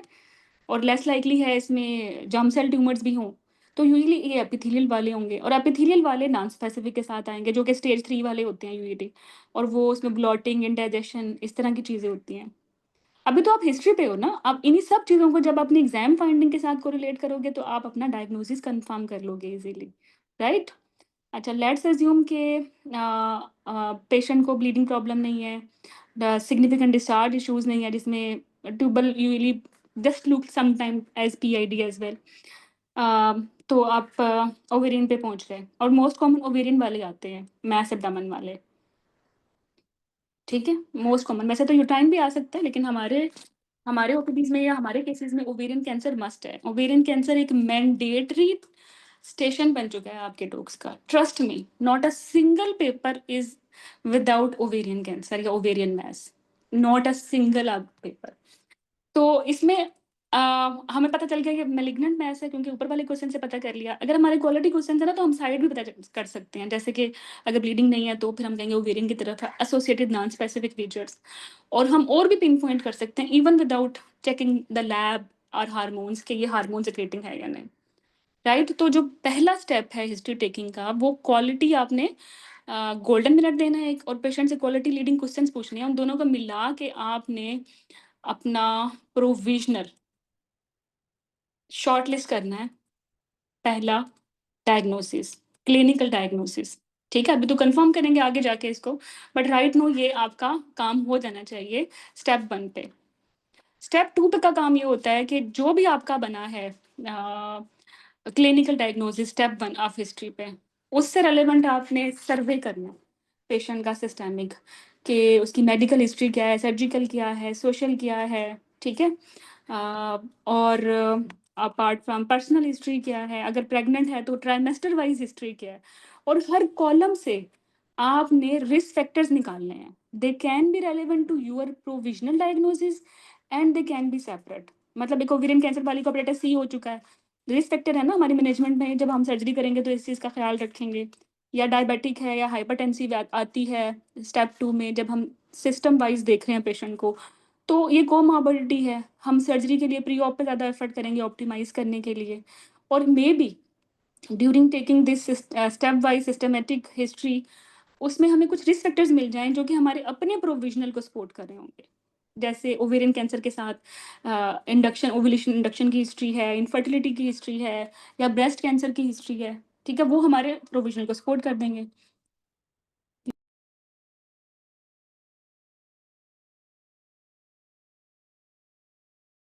ठीक है, ओके। और स्टेप 3 पे फिर आपने पेशेंट से रेलेवेंट टू मैनेजमेंट बात करनी है, ठीक है? तो ये ओवेरियन कैंसर की मैंने आपको माइंड मैप दिया है, इसी तरह आप अपना डायबिटीज़ का बना लेंगे। तो जस्ट कीप गोइंग, और क्लिनिक आप इसी तरह आराम से ग्रेजुअली इम्प्रूव होते जाएंगे। कहीं ना कहीं से तो स्टार्ट लेना ही है। तो लेट्स जस्ट मैं कुछ स्लाइड्स बता रही हूँ डायबिटीज़ इन प्रेगनेंसी की। तो डायबिटीज़ कैसे आ सकता है? बैड ओब्स हिस्ट्री के साथ आ सकता है, रिकरेंट प्रेगनेंसी लासिस के साथ आ सकता है, नॉर्मलिस के साथ आ सकता है, पॉलीहाइड्रोमनियास के साथ आ सकता है, इंट्रायूटाइन डेथ के साथ आ सकता है, ठीक है? तो ये याद रखना कि अगर पेशेंट को ये सारी कंप्लेंट्स हैं तो you must ask a rule out diabetes in pregnancy, ठीक है? जैसे मैंने बोला ना कि आपका ovarian cancer mandatory gynae station बन गया है, ये डायबिटीज़ भी मैंडेटरी बन गया है। हर आपके एग्जाम में डायबिटीज़ पे एक स्टेशन टेस्ट होता है। सिंपल आ सकता है या विद कॉम्प्लिकेशंस आ सकता है। विद कॉम्प्लिकेशन आएगा तो बैड ओब्स की हिस्ट्री होगी, ठीक है? विद और without recurrent pregnancy losses, it can be early, it can be mid, it can be late. Okay, तो फिर आपने इस ज़हन में सोचना है कि डायबिटीज़ की स्पेसिफिक इन्वेस्टिगेशंस क्या होती हैं, और स्पेसिफिक इन्वेस्टिगेशंस को भी आप डिफरेंट जो है कंपोनेंट्स में डिवाइड कर सकते हैं, कि डायग्नोस्टिक इन्फॉर्मेशन चाहिए मुझे, और फिर मुझे कॉम्प्लिकेशंस के लिए भी, मॉनिटरिंग के लिए भी इन्वेस्टिगेशन चाहिए। जस्ट इमेजिन कि जब भी इन्वेस्टिगेशन हम डील करेंगे, हमने 2 चीज़ें देखनी है सबसे पहले। एक तो बेसिक इन्वेस्टिगेशन, ठीक है? और एक है स्पेसिफिक इन्वेस्टिगेशन। बेसिक इन्वेस्टिगेशन पे यूजुअली फोकस हिस्ट्री में हम बात नहीं करते, हम सिर्फ यही बोल देते हैं एग्जामिनर को कि मुझे बेसलाइन चाहिए, including blood group, CBC, and जिसमें प्लेटलेट्स हैं, और टीएलसी है, एंड वायरल मार्कर्स और शुगर प्रोफाइल, यही, और कंप्लीट यूरिन एग्जामिनेशन, ये आपकी बेसिक प्रोफाइल है। और स्पेसिफिक प्रोफाइल वो होती है जो आपके रेलेवेंट टू क्लिनिकल डायग्नोसिस चल रही होती है। जैसे कि हमने ओवेरियन कैंसर बनाया तो फिर हमें रेलेवेंट ओवेरियन कैंसर मांगनी पड़ेगी आरएमआई के लिए, कि C125 दे दें, अल्ट्रासाउंड दे दें, इफ़ नीडेड आप सीटी एमआरआई मांग सकते हैं, इफ़ नीडेड अगर यूरेटर की इन्वॉल्वमेंट है तो आप आईवीयू मांग सकते हैं, ठीक है? तो जब हम स्पेसिफिक प्रोफाइल पे आते हैं तो उसमें हम उसको डिवाइड करते हैं डायग्नोस्टिक और थेराप्यूटिक पे। Diagnostic to diagnose our clinical findings, और थेराप्यूटिक या वो जो हमने मैनेज करना है, ठीक है? जैसे अगर आप प्री ऑप के लिए मांगने को सर्जरी करनी है जिसमें आपने रूटीन ईसीजी चेस्ट एक्सरे मांगना है, या लेट्स अज्यूम ओब्स का केस है जिसमें आपने सीटीजी रूटीन में मांगने हैं कॉम्प्लिकेशंस के लिए, अगर हाई रिस्क प्रेगनेंसी है, ठीक है? बायोफिजिकल मांगनी है इफ हाई रिस्क प्रेगनेंसी है। अगर रिड्यूस फीटल मूवमेंट आता है तो किक काउंट चार्ट आपने देखना है। डायबिटीज़ है तो डेली की शुगर प्रोफाइल देखनी है। तो कुछ investigations will be to actually early identification of complication या रूटीन सर्वेलेंस, राइट? अच्छा, मॉनिटरिंग और स्पेसिफिक जो इन्वेस्टिगेशंस हैं, मैंने बोला पहले हम डिवाइड कर लेंगे डायग्नोस्टिक में और फॉर सर्वेलेंस एज वेल। आप इसको मज़ीद भी ईज़ी कर सकते हो इन ओब्स केसेस, कि आप मैटरनल अलग मांग लो, फीटल अलग मांग लो, और ऑल स्कैन्स अलग मांग लो, आहिस्ता आहिस्ता ग्रेजुअली जब हम प्रोसीड करेंगे तो ये इन्वेस्टिगेशंस भी हम ऑर्गेनाइज कर देंगे आपके लिए, और आप इनको नहीं भूलोगे क्योंकि वो ऑर्गेनाइज ही होंगे। आपको पता है ये बेसलाइन है, ये स्पेसिफिक है, ये डायग्नोस्टिक है, ये सर्वेलेंस के लिए मांगनी है, मुझे सारे स्कैन्स चाहिए, और फिर मुझे चाहिए fetal investigation specific if needed, या मुझे अब मेटलन चाहिए इफ़ नीडेड। और ये जो टेम्पलेट मैं आपको आज बता रही हूँ ना, ये आपके 80% स्टेशंस में 100% सेम रहने वाला है। हर केस में यही 3 स्टेप हिस्ट्री होगी, और हर केस में इन्वेस्टिगेशन पूछने का यही स्टाइल होगा, बेसिक, स्पेसिफिक, स्पेसिफिक में diagnostic, therapeutic, if obs case, maternal, fetal and are scans, right. तो ये तो मैं कहती हूँ ना, पेपर आउट हो गया है, you already know how to fill it. अच्छा, जब भी आपने ट्रीट करना है, अब ये डायबिटीज़ का मैंने आपको एक स्केच दिया है कि 3 स्टेप से आप जब अप्रोच करोगे तो आप पेशेंट जिस कॉम्प्लिकेशन से आया है उस कॉम्प्लिकेशन के थ्रू डायबिटीज़ डायग्नोज कर लोगे, और फिर डायबिटीज़ रिलेवेंट कॉम्प्लिकेशंस भी आप अपनी गुड हिस्ट्री स्किल से आइडेंटिफाई कर लोगे। तो once history task done, next task आपका क्या होता है? एग्जामिनेशन। एग्जामिनेशन आपकी वही हिस्ट्री फाइंडिंग्स को जस्टिफाई कर रहा होता है। अगर आप लेट्स अज्यूम, अब मैं 2 चीज़ें साथ लेके चल रही हूँ, ओब्स में डायबिटीज़ और गायनी में ओवेरियन मैस, राइट। तो अगर हमने ओवेरियन हिस्ट्री ली है तो एग्जामिनेशन पे अगर अगर हमें हिस्ट्री पे वो ओवेरियन मैस मेलिग्नेंट मिला है, जो कि हमें लगता है ये ओवेरियन जो हमें एब्डोमिनल मैस जो हमें मेलिग्नेंट लगता है, और हिस्ट्री के बाद हमने उसको कहा है कि it's going to be likely ovarian malignant mass, तो उसकी एग्जामिनेशन फाइंडिंग्स क्या होंगी? उसको आप वो आपको एनीमिक मिलेगी, उसमें लिम्फेडेनोपैथी मिलेगी, उसमें एब्डोमिनल डिस्टेंशन मिलेगी, उसमें मैस मिलेगा जो फिक्स्ड होगा, मोबाइल नहीं होगा, लोअर लिमिट रीचेबल नहीं होगी, उसमें जो है शिफ्टिंग डलनेस पॉजिटिव हो सकती है, या इंटेंस एसाइटिस है तो फ्लूइड थ्रिल पॉजिटिव हो सकती है ना? तो वो तो काउंटर आपके एग्जामिनेशन फाइंडिंग्स को एग्जामिनेशन जो है वो एक्सप्लेन कर रहा होगा, राइट। तो उसके बाद फिर आपने इन्वेस्टिगेशंस मांगनी है। इन्वेस्टिगेशन में फिर आप जस्ट इमेजिन कि आपने स्पेसिफिक प्रोफाइल मांगनी है आफ्टर बेसिक, और once this part has been done, third जो क्वेश्चन आना ही आना in your short case, in your SD या विद रूल प्लेयर, वो है हाउ यू विल मैनेज। तो मैनेजमेंट का भी रूल यही है कि जो उसके कंसर्न्स है ना पहले वाले, आपने उससे स्टार्ट करना है। करंट कंप्लेंट है वो डायबिटीज, नो डाउट उसके शुगर लेवल खराब है, but what if is having UTI, तो आपने पहले एमएसयू बेस्ड उसका जो है, पहले तो उसको एम्पेरिकल एंटीबायोटिक स्टार्ट करानी है, फिर एमएसयू फॉलो करना है। पहले उसको करंट कंप्लेंट को एड्रेस करना है। नो डाउट ये एनीमिया का केस है, बट करंटली अगर वो सिम्टोमेटिक है, आपने सबसे पहले स्टेबल करना है, ब्लड लगाना है, and then you will manage flow with your management. then will be monitoring and everything, long term complications, mode of delivery, time of delivery, contraception, post op या postnatal, whatever. But do not forget her concerns or her current issues. Always acknowledge them, always appreciate them, and always address them. तो और side by side आप इसी को ovarian cancer की तरह manage कर लें, ठीक है। ओवेरियन कैंसर में पेशेंट एनीमिक भी हो सकती है, कैंसर वाले पेशेंट एनीमिक होते हैं, पेन हो सकता है, तो पहले एनीमिया मैनेज करना है या उनका पेन मैनेज करना है, राइट। और फिर एम्पैथेटिकली उनको बताना है कि हमारा डायग्नोसिस क्या है, और फिर उसके लिए एमडीडी इन्वॉल्वमेंट करनी है, और ट्रीटमेंट ऑप्शन डिस्कस करनी है, जो उसके केस में बेस्ट सुटेबल है, थेराप्यूटिक है तो वो, पैलिएटिव है तो वो, और इस तरह से आप क्लोज कर देंगे अपना केस, और फिर फॉलो अप में फिर आप रिकरेंस के लिए देखते रहेंगे। तो थोड़ा सा माइंड बना है आपका कि how to integrate history, examination, investigation, management.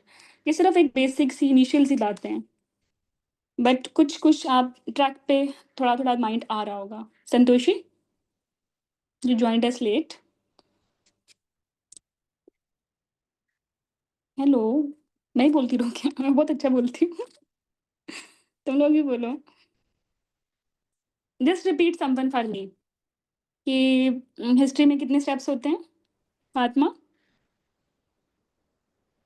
How many steps?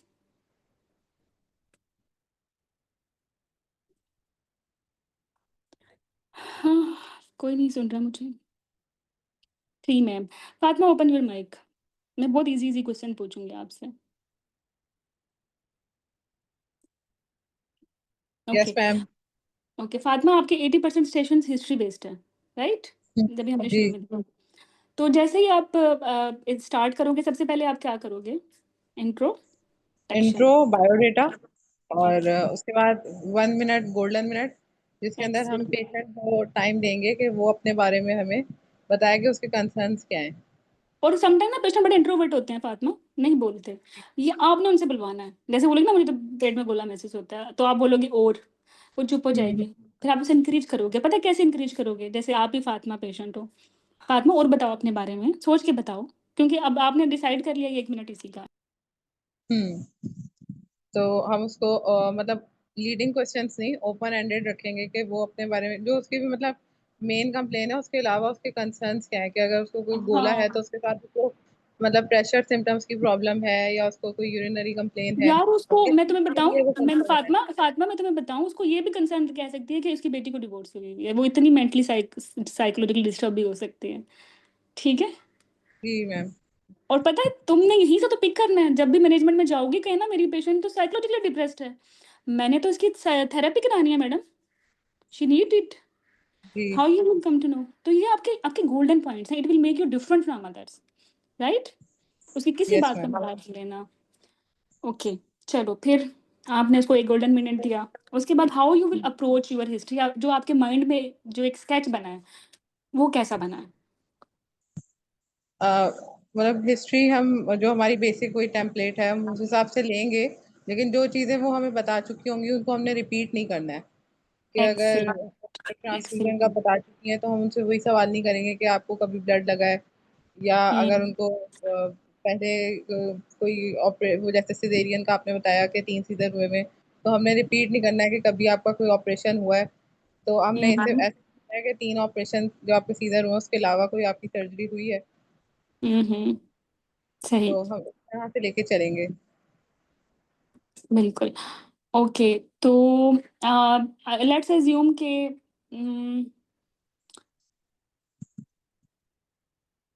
कि यहाँ पेशेंट ने आपको बताया। अब देखो, जो एक बिगिनर के दिमाग में होता है ना, the moment you start history, आपके दिमाग में कितनी सारी बातें होती हैं कि मैंने ये पूछना है, मैंने वो पूछना है, और आप इतने परेशान हो रहे होते हो कि हम इसको ऑर्गेनाइज कैसे करें। अगर हम अभी नहीं पूछेंगे तो बाद में हम भूल जाएंगे। ठीक है, जी हम शुरुआत कैसे करें? मैथ्स में तो बहुत सारी बातें हैं, मैथ्स की अपनी स्टोरी है, फिर इसकी सिस्टम वाइज हिस्ट्री है, फिर इसके कंसर्न्स हैं, how I will make it. आप ना शुरू में ही बिगिनर हो जाते हैं, ओवरवेल्म्ड हो जाते हैं। तो मैं उसके लिए ये जी। जो आपके माइंड में ये जो स्केच बना है ना, 3 स्टेप, ये इतना पीसफुल है ना कि आपको एग्जैक्टली पता है कि अभी you are telling yourself, Fatima अपने आप को बोलना, फातिमा अभी तुमने ना जंप नहीं करना हर चीज़ पे, अभी तुम्हारा मेन फोकस है इससे स्टेप 1 पे, कि जो इसकी चीफ कंप्लेंट है ना उससे तुमने डायग्नोसिस बनाना है, भूल जाओ इसके जो मसले मसाइल हैं, आपने वो लीडिंग क्वेश्चन करना है या वो गोल्डन मिनट में उससे वो निकलवाने हैं कि जिससे आपका पहले 2 मिनट में कम से कम डायग्नोसिस तो बन जाए। जी मैम। तो देखो बाकी सिस्टम वाइज हिस्ट्री अगर रह भी गई, बाकी चीज़ें रह भी गई, लेकिन अगर आपने बिकॉज ऑफ टाइम इशू अगर आपने क्लिनिकल डायग्नोसिस बना लिया ना हिस्ट्री पे, ट्रस्ट में आप पास हो जाओगे। जी। Examiner will easily forgive you, क्योंकि वो देखो मेन कंसर्न तो यही था ना कि केस किस चीज़ का है, ये मैथ्स किस चीज़ का है, मैलिग्नेंट ओवेरियन है, यही था ना। अगर जी। तुमने शुरू के 2 मिनट में इतनी क्वालिटी क्वेश्चंस किए, इतनी अच्छी अप्रोच की, तो तुमने तो basically you are very safe, आप तो सेफ हो गए। अच्छा, अब फिर स्टेप 2 में ना, इन्वेस्टिगेशंस। नो नो इन्वेस्टिगेशंस नहीं है। स्टेप 2 में इधर आ जाएं, अभी मैं लिखा नहीं जा रहा मुझसे। अच्छा, यहाँ आपने स्टेप 2 में आपके पास है मेडिकल हिस्ट्री, ठीक है, surgical history, step wise history है ना, मेडिकल, सर्जिकल, पर्सनल, सोशल, ठीक है। जी। अच्छा, और इससे ऊपर भी मैं आ जाऊं, अगर ये ओब्स का केस है तो T1, T2 और T3, मतलब first trimester, second trimester, third trimester, ये भी तो है ना। जी। अच्छा, आप जब आप इसका फर्स्ट स्टेप में हिस्ट्री ले रहे थे ना, उसके दौरान इसने बता दिया कि मुझे जो है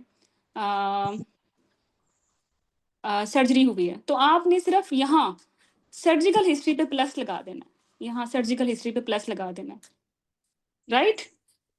आपके यस पास मैम। पेज भी होता है, शॉर्ट केस में पेज भी होता है, उस पेज पे आप इसी तरह 3 स्टेप जो है वो लिखेंगे। इसी तरह डब्बे बनाएंगे, ठीक है। तो जब आपने लिखा है ना प्लस, तो ये आपके माइंड में रजिस्टर हो गया कि यहाँ सर्जरी हुई है। अभी तो हिस्ट्री लिए पता है कौन सी हुई, प्रीवियसली है। अच्छा, यहाँ आप स्टेप 1 पे हो, आपने का तो दिल नहीं था इससे ये पूछने का कि इसको कार्डियक मसला तो नहीं है, ठीक है, लेकिन इसने बोल दिया है, तो यहाँ आप प्लस कर दो मेडिकल के सामने। आपका सीक्वेंस ब्रेक नहीं होगा, क्योंकि जब आप स्टेप 2 पे जाओगे, step wise system wise history लोगे या ट्राइमेस्टर वाइज हिस्ट्री लोगे, तो आपको पता है ऑलरेडी शी इज कार्डियक। तो फिर यहाँ Yes. कार्डियक एलिमेंट आप बातें कर सकते हो, रोमैटिक है, चाइल्डहुड से है, सर्जरी हुई है, दवाइयाँ कौन सी खा रही हो, यही 2-4 बातें पूछनी है ना, प्रॉपर फॉलो अप पे हो, राइट। Yes, तो ma'am. हाँ, तो आप, और ये ना इसमें टाइम नहीं लगेगा, ये सिर्फ एक ये कुछ कोड्स हैं, एग्जामिनर को तो समझ भी नहीं आएंगे कि क्या कोड लिख रही हो तुम। मेड के सामने प्लस है, सर्च के सामने प्लस है, 2 के नीचे आ रही हैं सब चीजें, but you exactly know, you are saving your time from here, ठीक है। हम्म, अच्छा, जी मैम। सेकंड सेमेस्टर में इसका एनॉमली स्कैन नहीं हुआ, आप यहाँ रख दो प्लस, हालांकि वो थर्ड में आई भी है, प्लस कर दो, ये आपके टाइम बच रहे हैं, क्योंकि आप लंबी लंबी फिक्रें तो नहीं लिख सकते, इजंट इट। Yes. तो आपने राइट फ्रॉम डे 1 इस तरह के स्केचेस अपने माइंड में बनाने हैं, और हर चीफ कंप्लेंट के इसी तरह 3 स्टेप बनाने हैं, ठीक है। और with passage of time you will B so groomed कि आप ये बगैर राइटिंग दिस आपके माइंड में ये रजिस्टर हो रहे होंगे, ट्रस्ट में, ठीक है। तो जो पेज आपको मिलता है, आपने सिर्फ उस पे पेशेंट का नाम लिखना है और जो उसकी रिस्क फैक्टर्स हैं वो लिखने हैं, बाकी चीज़ों का टाइम नहीं होता, और ये आपके माइंड में with passage of time register हो जाएगा, ठीक है। और स्टेप 3 में फिर हमारे फर्दर कंसर्न्स आ जाएंगे रेलेवेंट टू मैनेजमेंट। जैसे एक जस्ट फॉर एग्जांपल, अब मैं वाइंड अप करने लगी हूँ, अरूज भी वेट कर रही है, कि आपके पास स्टेशन आया कि ग्रेविडा, कोई शॉर्ट केस की बात करूँ, रोल प्लेयर है, ग्रेविडा 2 पैरा 1 11 वीक्स पे आई है, शुगर लेवल्स, ये ऑलरेडी इसकी कंप्लेंट यही है कि मैं डायबिटिक हूँ। डायग्नोज केसेस भी तो होते हैं ना, कार्डियक, थायराइड और डायबिटिक, तो डायग्नोज केसेस हैं तो वो तो और ईजी हो जाते हैं, उसमें आपने फर्दर कॉम्प्लिकेशंस के बारे में देखना होता है। तो ये आ गई है कि इसके डिरेंज शुगर लेवल्स हैं एट रेंटेनेटल विजिट्स, और पेशेंट आपके सामने बैठी हुई काउच पे, तो आपने प्रोसीड करना है। तो ये आपके दिमाग में आएगी लिस्ट। स्टेप 1 पे aim is to shortlist differentials by asking chief complaint questions on duration, severity, progression, ताकि आप पॉसिबल सारे डिफरेंशियल्स या कॉम्प्लिकेशंस एक्सक्लूड कर सकें, जो निकलती है फिर वही निकलेगी, ठीक है, ओके। जैसे डायबिटिक में अगर पेन एब्डोमेन है, तो फिर आपने हिस्ट्री ऐसे लेनी है कि काज मिल जाए, वो पेन एब्डोमेन की रीजन इन्फेक्शन है, यूटीआई है, प्रीटर्म लेबर है, ठीक है, या अब्रप्शन है, कुछ भी है। अच्छा, फिर स्टेप 2 में आपने सिस्टम वाइज चलना है, जैसे ओप्स की हिस्ट्री में ट्राइमेस्टर वाइज आ जाएं, और उसके बाद आप पिछली प्रेगनेंसीज का पूछ लें कितनी थी, मोड ऑफ डिलीवरी क्या था, कॉम्प्लिकेशंस कितनी हुई, गायनी में आप एलएमपी, पेप्समेयर, एचपीवी टेस्ट अगर हुआ है, कॉन्ट्रासेप्शन ये पूछ लें, मेडिकल सर्जिकल में डायबिटीज़, हाइपरटेंशन, हेपेटाइटिस, कार्डियक पूछ लें, फैमिली हिस्ट्री में अगर अगर अगर ओब्स का गायनी का केस और हैवी मिलिग्नेंसी का तो मिलिग्नेंसीज का पूछ लें, एंड ओब्स का है तो ट्विन हिस्ट्रीज का पूछ लें। डायबिटीज़, हाइपरटेंशन, हेपेटाइटिस, कार्डियक सब में कॉमन है। पर्सनल में drug abuse, addiction, sleep, stress, violence, allergies, blood transfusion. BMI का ना पूछें, अभी छोड़ दें इसको, टाइम लगता है इसमें निकालने में भी, और फजूल में ये क्वेश्चन हमारे पेशेंट को समझ नहीं आ रहा होता। सोशल हिस्ट्री में इसकी एजुकेशन, प्रोफेशन पूछ लें, अगर आपने बायोडाटा में नहीं पूछी, अगर पूछी है तो यहाँ मत पूछें। स्टेप 3 में aim is to define patient से आप डिस्कशन करते हैं, आप स्टेप 2 तक पहुँचते पहुँचते रिस्क फैक्टर्स भी आपके हाथ में आ चुके हैं, और क्लिनिकल डायग्नोसिस भी। तो फिर अगर वो स्मोकर है तो आप उससे बातचीत कर लेंगे, देखें स्मोकिंग अच्छी बात नहीं होती, हम आपको रेफर कर सकते हैं, पान ना खाएं, लाइफ स्टाइल मॉडिफिकेशन के बारे में बात कर सकते हैं। और इसके अलावा अगर वो पेशेंट हैबिचुअली ट्रीटेड पेशेंट है मल्टीपल साइड से, तो आप पूछ लें कि आपने इस मसले के लिए कहाँ कहाँ ट्रीटमेंट लिया और क्या क्या वर्कअप हुआ और उससे आप पे फ़र्क क्या पड़ा है। मतलब स्टेप 3 का एम है बेसिकली मैनेजमेंट, तो मैनेजमेंट में सारे रिस्क फैक्टर्स जो उसने बताए हैं उनको एड्रेस कर लें, और जो ट्रीटमेंट अब तक उसने ली है या उसका जो इफेक्ट है वो लेना है। देखो फॉर एग्जांपल एचएमपी की पेशेंट अगर नॉन हार्मोनल ऑलरेडी ट्राई करके आ गई है, अगर आप उसे नहीं पूछोगे तो फिर तो आप उसको खुद नॉन हार्मोनल दे के बैठ जाओगे, फिर तो कहानी वही घूमती रहेगी। अगर उसकी मरीना फेल हो चुकी है तो फिर आप फिर मरीना पे आ जाओगे, आपने नहीं पूछा तो आपने तो फिर उससे और सर्जिकल ऑप्शन डिस्कस करनी है, मायोमेक्टमी या हिस्टेक्टमी। Got it. तो step 3 is only for such questions कि उसकी ट्रीटमेंट उसने अगर सही से ली है, कंप्लाइंट है, पहले तो कंप्लाइंट का भी पूछें, तो फिर आप आपकी नेक्स्ट लाइन ऑफ मैनेजमेंट आप डिसाइड कर पाओगे। तो ये सब चीज़ें देखो हिस्ट्री पे ही डिसाइड हो गई हैं, डायग्नोसिस भी, रिस्क फैक्टर्स भी, उसकी कुछ छोटी मोटी काउंसलिंग भी, इवन जो मैनेजमेंट रेलिवेंट चीज़ें हैं वो भी। आगे तो फिर हलवा नहीं बचा। तैयबा, जुबिया, तो trust me, if you are good in your history taking, the way I am telling you, nobody can make you fail. Nobody can actually. एक अच्छी हिस्ट्री वाले को तो फ़ेल करना बहुत मुश्किल है। बहुत दिल-गुर्दा चाहिए, बहुत ही बेशर्मी चाहिए। ठीक है, तो डायबिटीज़ में क्या ही होगा, आप वो पेशेंट बता देगी मुझे पोलीयूरिया है, डिप्सिया है, अपनी लैब्स में यूरिन ज़्यादा आता है, बहुत प्यास लगती है, कड्डी डिस्चार्ज है, स्किन इन्फेक्शंस हैं, रिकरेंट यूटीआई हैं। अगर वो नहीं बताती तो ये कॉम्प्लिकेशन आपकी ज़िम्मेदारी है, फिर आपने पूछना है। एक्सेसिव नॉज़िया, वोमिटिंग, एपिगैस्ट्रिक पेन, क्योंकि डायबिटिक में हाइपरटेंशन कॉम्प्लिकेशंस भी आ जाती हैं, कार्डियक भी आ जाती हैं, ठीक है? फिर पोलियो के लिए एब्डोमिनल गर्थ का पूछें, मूवमेंट्स का पूछें, ठीक है? कार्डियक के लिए चेस्ट पेन का पूछ लें। और ये जो डायबिटीज़ है ना, ये एक्चुअली जो हमारे पेशेंट्स आते हैं शॉर्ट केसेस में, इनमें वो डायबिटिक नहीं होते, वो एनीमिक भी होते हैं। डायबिटीज़ की बाय प्रोडक्ट हाइपरटेंशन भी है, तो ये भी क्वाइट लॉजिकल है कि 3-4 चीज़ें भी साथ मिल जाएँ। लेकिन शुरू में हम आप लोगों को ना कॉम्प्लेक्स केसेस नहीं पढ़ाएँगे। हम आपको सिंगल-सिंगल डिज़ीज़ पढ़ाएँगे। फिर आहिस्ता-आहिस्ता फिर हम देखेंगे कि 2 चीज़ें भी आ सकती हैं कि how to treat diabetes with anaemia. तो वो फिर आपको साइड बाय साइड आप एनीमिया की हिस्ट्री में पहले ही होंगे एक्सपर्ट, तो आप आराम से उसकी इम्पोर्टेंट चीज़ें ऐड कर लोगे। और और जब मैनेजमेंट पे आओगे तो फिर आपने एग्जामिनर को बोलना है कि first I will manage diabetes then I will manage anaemia. तो वो भी आपके लिए पीस ऑफ माइंड होगा, वरना ऐसे बच्चे बोल रहे होते हैं दोनों चीजें हौज पौज करके मिक्स करके बता रहे होते हैं। ठीक है, तो हाँ, we will give you the tips के how to actually manage complex scenarios, but उनका जो बेसिक थीम होगा वो ये होगा कि एग्जामिनर को आपने ये बोलना है कि my patient is having multiple risk factors and लेकिन I will manage them one by one and I will tell you one by one.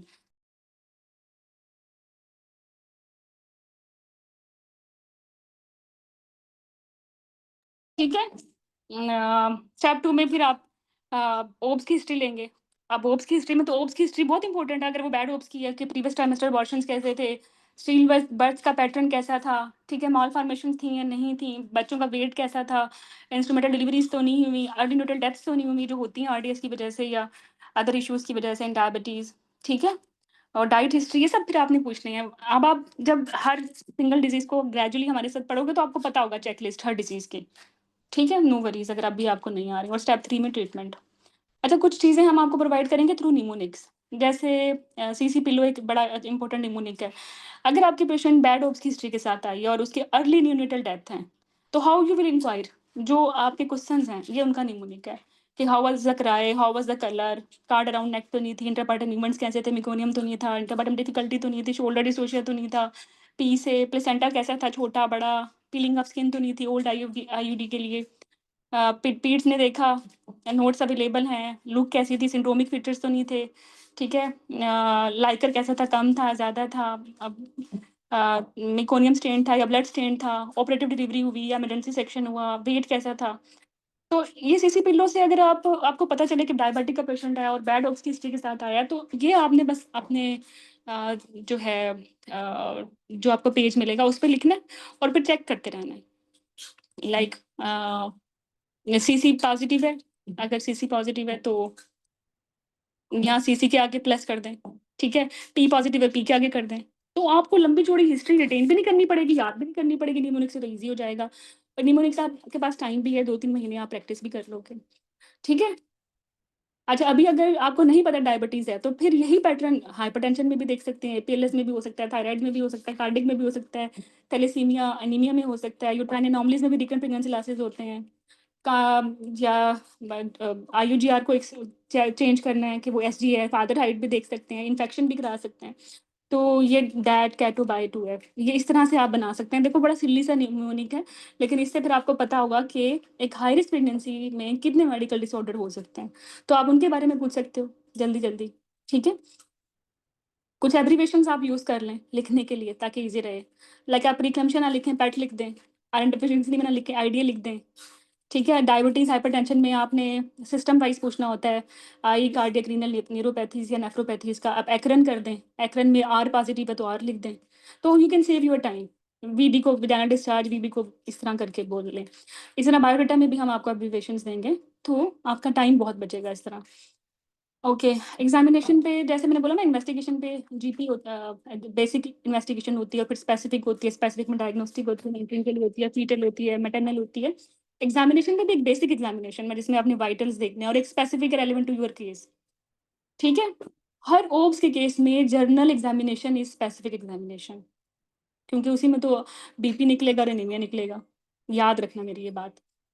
But her gynae case में जो बेसिक एग्जामिनेशन है वो ज़रूरी नहीं है। If you don't have time you can skip it. जैसे ovarian mess है, तो आपके पास नहीं है टाइम, तो आप एग्जामिनर को बोल सकते हैं कि I am just going to do her abdominal examination. Examiner भी आपको यही कहेगा कि just do the abdominal examination. बहुत सारे केसेस में यू हैव टू डू। और समटाइम कंसर्न इश्यूज होते हैं, पेशेंट इतना थक चुका होता है, तो फिर वो आपको फाइंडिंग्स भी दे देते हैं। लेकिन फाइंडिंग पता है किसको देते हैं? जिसने एफर्ट की हुई होती है हिस्ट्री पे, पेशेंट के साथ बातचीत करने में। एफर्ट के बगैर कुछ नहीं मिलता दुनिया में, ठीक है? और justify the reason why you are actually asking. तो एग्जामिनेशन पे जो चीज़ें आपने देखनी है हर ओब्स में, वो BMI, BP, pulse, pallor, jaundice, oral hygiene, thyroid, ठीक है? अगर डायबिटिक है तो फिर पेरिफेरल नमनेस, अगर कार्डिक है तो सीरियस, वरना यू कैन स्किप देम। हम आपको ग्रेजुअली हर कोर्स के बारे में बताते रहेंगे, हर डिजीज़ के बारे में बताते रहेंगे, ठीक है? तो अभी मैं आपको डायबिटीज़ पढ़ा नहीं रही, मैं तो आपको एक ओवरव्यू दे रही हूँ जस्ट। तो अच्छा, इसके बाद आप जो आपकी कमांड होती है केस में, वो होती है summarise your case, right? Summary से मुराद ये है हर वो इम्पोर्टेंट चीज़ जो बायोडाटा में रिस्क फैक्टर था, प्रेजेंटिंग इलनेस में रिस्क फैक्टर था, एग्जामिनेशन में रिस्क फैक्टर था, इन्वेस्टिगेशन अगर मिल गई हैं और उसमें कुछ एच बी कम है या हेपेटाइटिस है, वो आपने मेंशन करना है, ठीक है? इसमें आपने पेशेंट का नाम नहीं लेना। Like you will not say Fatima, my patient Fatima, you will say my patient 32 year of her age and para 3, previous 3 sections, teacher by profession. नहीं, टीचर बाय प्रोफेशन भी निकाल सकते हो। मिसकैरेजेस इंपॉर्टेंट है। रेलेवेंट टू गायनी समरी अलग बनेगी, relevant to obs अलग बनेगी। Let's assume it's a obs case, तो फिर उसमें बायोडाटा में जो इंपॉर्टेंट है उसकी एज है, पैरिटी है, उसका टाइम ऑफ डिलीवरी है, मोड ऑफ डिलीवरी है, राइट? और अगर कोई मिसकैरेजेस या पेटर्म लेबर्स हुई हैं वो भी आपने मेंशन करनी है। फिर आपने चीफ कंप्लेंट बतानी है, जैसे कि हमारे पास एक एसओबी के साथ आई थी या एक्सेसिव लाइकर के साथ आई थी, और ऑन फर्दर इंक्वायरी ये चीज़ें पॉजिटिव हैं कि इसको यूटीआई पॉजिटिव है, या इसको डिस्चार्ज पॉजिटिव है, स्किन इन्फेक्शंस पॉजिटिव हैं, या she is also cardiac as well. Examination पे अगर जो भी पॉजिटिव है, जैसे anaemia, she is markedly pale, ठीक है? या उसका है वो 32 पे और फंडल हाइट उसकी 36 की है, तो फिर आप उसमें बोलोगे। ओब्स में एग्जामिनेशन पीए का पूरा बताना होता है कि इंस्पेक्शन पे क्या है, पैल्पेशन पे क्या है, ठीक है? आस्कल्टेशन के पिटल हार्ट रेट्स क्या हैं, और इन्वेस्टिगेशन यूजुअली मिलती नहीं है, बट अगर मिल जाए, अगर उसमें कुछ पॉजिटिव है तो वो भी बताना होता है। और समरी सब कैंडिडेट्स को थोड़ी मुश्किल लगती है, और वो इसलिए मुश्किल लगती है कि they don't know what are the components of summary. So components of summary हर वो इंपॉर्टेंट चीज़ है बायोडाटा की, एचओपीआई की, एग्जामिनेशन की, इन्वेस्टिगेशन की, जो बेसिकली एक रिस्क फैक्टर है। That's it. Investigations I already told you कि बेसिक में blood group, sugar profile, complete urine और वाइल मार्कर्स आते हैं, ठीक है? फिर आपने उनको जस्टिफाई भी करना है, एग्जामिनर आस्क। जस्टिफिकेशन पॉइंट्स आपको सारे मिल जाएंगे। अच्छा, स्पेसिफिक में ये पेशेंट हमारे पास आई थी शुगर प्रोफाइल एबनॉर्मल लेके, तो फिर आपने मांगना एग्जामिनर से what are the sugar profile. मुझे फास्टिंग चाहिए, पोस्ट ब्रेकफास्ट चाहिए, पोस्ट लंच चाहिए, पोस्ट डिनर चाहिए, बेड टाइम चाहिए, वो आपको देगा, ठीक है? और फिर आप रेलेवेंट टू HbA1c मांगना है, RFT, सीरम बायोकेमिस्ट्री, ये सब चीज़ें। और फिर यहाँ आपकी जब आपकी जो बुक है इनसाइड FCPS, उसमें हर केस की रेलेवेंट इन्वेस्टिगेशन और जस्टिफिकेशन भी आपको मिलती रहेंगी, ठीक है? तो एग्जामिनर ने फिर क्या ही पूछना है, how you will make the differentials. Diabetes है तो फिर ये जेस्टेशनल है या क्रॉनिक है। How you will manage the sugar profile, ठीक है? लाइफस्टाइल से करना है या इंसुलिन से करना है, फिर इंसुलिन मैनेज कैसे करनी है, डाइट चार्ट कैसे बनाना है, ठीक है? आप मेरे सामने इसको कैसे काउंसिल करेंगी, और स्टीरॉयड कवर के लिए क्या आपकी रिकमेंडेशन हैं, स्लाइडिंग स्केल के लिए क्या, यही क्वेश्चन होते हैं, और टिपिकल यही होते हैं, बच्चे यही सही कॉन्फिडेंस से नहीं दे रहे होते। तो बस इतना ही होगा फिर। और हर मैनेजमेंट के फिर ये लाइन्स हैं। 80% तो यही आपके टेम्पलेट्स यूज़ होंगे, जिसको हम मॉडिफाई करते रहेंगे। कि कोई आपको वर्कअप नहीं मिला तो यू विल से कि first I will complete diagnostic workup. मुझे अगर HbA1c नहीं मिला तो पहले वो मांगेंगे, फिर एक्सप्लेन करेंगे diagnosis to patient through these lines, ठीक है? फिर इसके अगर उसकी कॉम्प्लिकेशंस हैं तो वो भी सिंपल वर्ड्स में बतानी होते हैं कि 100 में से आपको इतना रिस्क हो सकता है, और सक्सेस बताएं, फिर काउंसलिंग करें उसकी, ठीक है? फिर अपना प्लान बताएं कि मेरा जो है गोल क्या है, प्लान क्या है, और how I will achieve this plan. इसके लिए मुझे मल्टी डिसिप्लिनरी टीम अप्रोच चाहिए अगर नीडेड है, ठीक है? ठीक है। और व्हेन यू विल डिलीवर, और what is the mode of delivery, anaesthesia कैसा होगा, और फिर बाद में कॉन्ट्रासेप्शन कैसे लेंगी, ठीक है? तो यही बोला, ओब्स के पेशेंट की सारी लाइन्स लिख देंगे, बट अगर वो डायबिटिक है तो चेंज हो जाएगी, कार्डियक है तो चेंज हो जाएगी, एनीमिक है तो चेंज हो जाएगी, ट्विन है तो चेंज हो जाएगी, और बस। ठीक है, तो ये छोटा-सा मैंने आपको एक ओवरव्यू दिया कि आपके जो क्लिनिकल केसेस हैं, how you should prepare them right from history till your management. ठीक है? Any query?